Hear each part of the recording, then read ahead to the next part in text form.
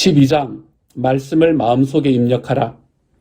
스탠리 존스는 극심한 고통으로 도무지 입이 떨어지지 않는 임종 직전의 순간 자신의 신앙 여정을 요약하면서 다음과 같이 구술했다. 등산가의 밧줄을 비유로 사용하여 자신의 영적 강건함을 표현하는 말이었다. 가장 안쪽에 있는 줄이 가장 강하다. 이 얼마나 고귀한 말인가. 잠시 멈추어 깊이 생각해 볼 만하다. 그런 용기가 있었음에도 불구하고 스탠리 존스의 과거가 항상 그렇게 견고했던 것은 아니다. 그도 사역 초기에 일시적인 싱크홀 현상을 경험했다. 1년 이상을 영적 육체적 무력감에 시달렸다. 그는 이렇게 회고한다. 영적 침체가 육체적 침체로 이어졌다. 내면의 경험이 외부 세계를 지탱할 만큼 강하지 않았기 때문에 밖으로 붕괴한 것이다.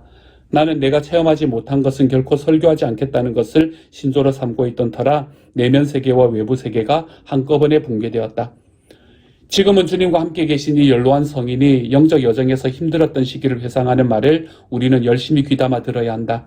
그는 인생의 후배들에게 경고의 말을 들려준다. 인생의 어느 시점에서 아무리 훌륭한 삶을 살고 있다 하더라도 내면의 줄에 대하여 시험을 받는 것은 시간 문제라는 것이다. 존스처럼 인생을 위대한 영적인 힘으로 마감한 인물들은 그저 분주하게 살아서 그렇게 된 것이 아니다. 그들은 영적 훈련이 최우선 과제임을 알았다. 내가 내면의 정원을 가꾸는 일이라고 일컫는 영적 훈련은 그리스도의 사람이 고독과 침묵을 추구하고 하나님의 속삭임을 듣고자 하는 마음가짐에 달려있다. 하지만 우리가 고독과 침묵 속에 듣게 되는 것들은 내면화되어야 한다. 수년 전 내가 이 책의 초판을 쳤을 때는 우리가 막 개인용 컴퓨터에 익숙해지기 시작하던 시기였다. 용감하게도 나는 처음 출시된 IBM 컴퓨터를 구입했는데 나는 그것이 글쓰기와 저장, 정보 복구 등의 혁명적인 변화를 가져올 것으로 기대했다. 그런데 컴퓨터의 사용법을 익히는 것은 보통 일이 아니었다. 그것이 어떻게 작동하는지 제대로 아는 이가 없었다. 부피가 엄청 큰 이 기계와 프린터를 $7,200에 판 판매원조차 겨우 켜는 법 정도만 설명할 수 있을 뿐이었고 워드 프로그램 실행 방법은 아예 몰랐다. 결국 나는 사용법을 스스로 알아내야 했다. 컴퓨터에서 기본 사용법을 아는 데만 거의 3주가 걸렸다. 내가 가장 먼저 익혀야 됐던 것은 엔터키의 기능이었다.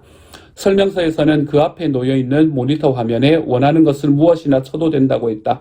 그러나 내가 엔터를 누르기 전 컴퓨터는 내가 친 단어를 하나도 듣지 못했고 아무런 반응도 보이지 않았다.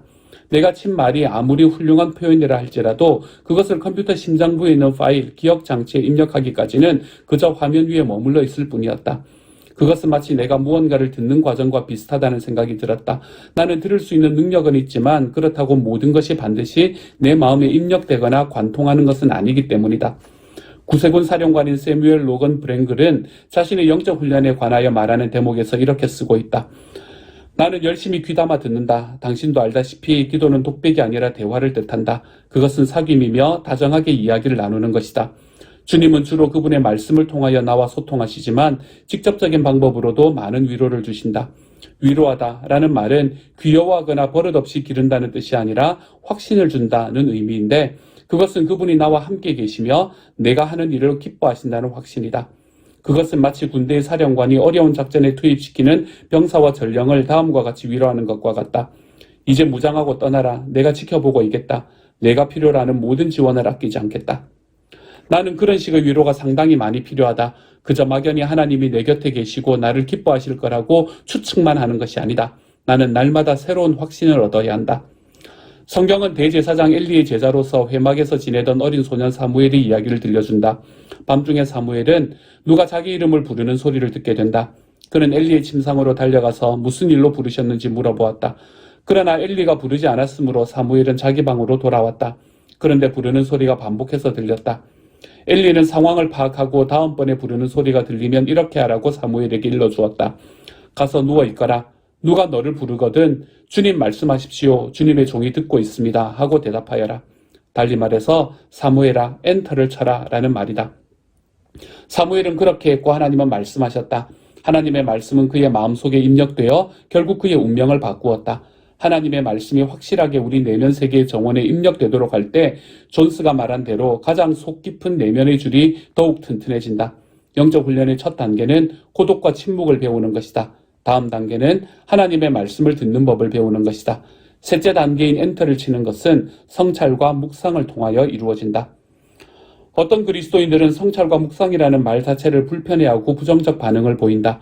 그것은 잘못된 방향으로 흘러 그릇된 결과를 낳을 수 있는 관행이라고 생각한다. 그들은 가부좌를 하고 무아지경에 빠져있는 사람들의 이미지를 머리에 떠올린다. 그러나 성경은 성찰과 묵상이 담긴 구절들로 가득 차 있으며 그 말씀에 우리의 내면 세계를 열라고 한다. 특히 가장 잘 알려진 시편 본문에서 시편 기자들은 하나님의 성품의 특정한 측면과 그분의 자녀들에 대한 지속적인 보살핌에 초점을 맞추고 있다. 시편 기자는 온갖 종류의 묵상 렌즈를 사용했다. 예를 들면 그는 하나님을 목자로, 군대의 사령관으로, 영적 훈련의 지도자로 보았다. 묵상은 우리의 영을 천국 주파수에 맞추는 것과 같다. 우리는 성경 본문을 취하여 그 말씀이 자아의 가장 깊숙한 곳에 들어가게 한다. 그러면 여러 가지 결과가 나타나는데 그것은 속죄, 확신, 찬양과 감사를 드리고 싶은 심정과 같은 것들이다. 때때로 하나님의 성품이나 행동을 묵상하다 보면 주님이 말씀하시고자 하는 것을 마음으로 깨닫게 되거나 새로운 방향 감각을 갖게 된다. 존 베일리는 기도에 관해 쓴 책에서 기도할 때의 묵상적 분위기를 다음과 같이 표현한다. 전능하신 하나님, 이 고요한 시간에 당신과의 사귐을 원합니다.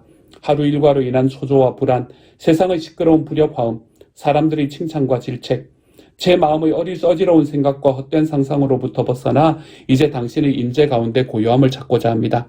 저는 온종일 수고하고 있었습니다.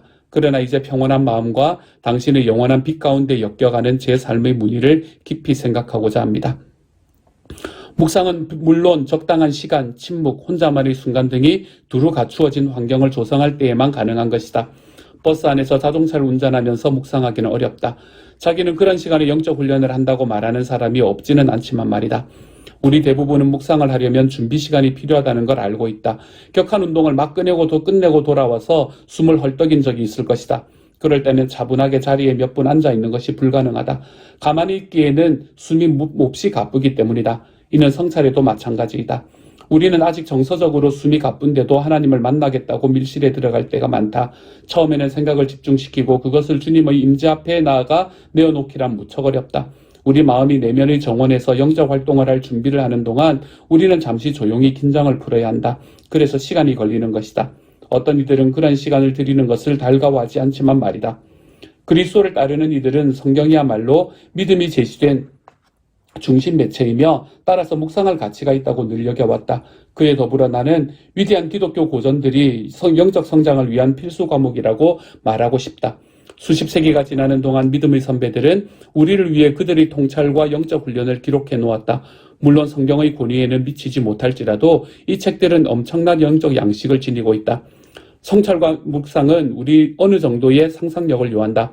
이를테면 시편 1편을 읽으면서 우리는 시냇가에 심은 나무를 상상한다. 시편 기자가 하나님을 따라가는 사람을 굉장히 큰 나무에 비유하는 의미는 무엇일까?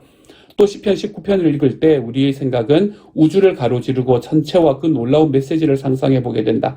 예수님의 사역을 묘사하고 말씀을 읽을 때에는 우리 마음의 성찰이 우리를 그 이야기 속으로 곧장 데려간다. 우리는 구세주가 병을 고치는 것을 보고 그분이 가르치시는 것을 들으며 그분의 명령에 응답하는 것이다. 묵상할 때 우리는 예언자의 말씀을 꼭 붙들게 되고 몇몇 구절을 외우기도 한다. 또한 그 말씀을 거듭 생각하면서 그것이 우리 내적 존재의 구조 속으로 흘러가게 한다. 그런 훈련의 결과 새롭고도 놀라운 일이 일어난다. 하나님의 말씀이 우리의 내면 세계 속으로 들어오는 것이다. 따라서 우리는 그분의 말씀에 정신을 집중시켰으므로 성령께서 우리의 묵상을 인도하실 것이라고 확신할 수 있다. C.S. 루이스는 미국인 친구에게 편지를 쓰면서 성찰 훈련에 대하여 이렇게 말한다. 우리는 모두 기도 시간에 몸이 건조한 순간들을 경험한 적이 있을 것이다. 나는 그것이 반드시 나쁜 징후라고 생각하지 않는다. 우리가 최선의 기도라고 느끼는 것은 실은 최악이 아닐지 가끔 의심해본다. 즉 우리가 느낀 즐거움은 실은 춤을 추거나 시를 낭송한 다음 느끼는 일종의 성취감에 불과한 것은 아닌가 생각해본다. 하나님은 우리와 더불어 대화하기를 원하시는데 우리는 그분에게 일방적으로 말하기를 고집한다. 이 때문에 우리 기도가 때로 잘못되는 것은 아닐까?